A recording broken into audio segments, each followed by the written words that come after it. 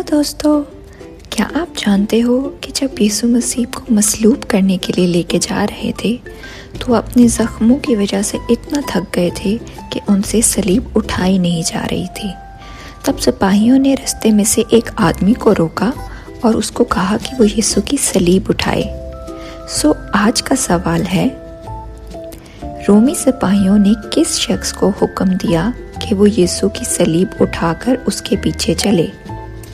आपके ऑप्शंस हैं ऑप्शन 1 पतरस, ऑप्शन 2 याकूब, ऑप्शन 3 मत्ती या ऑप्शन 4 शमाउन।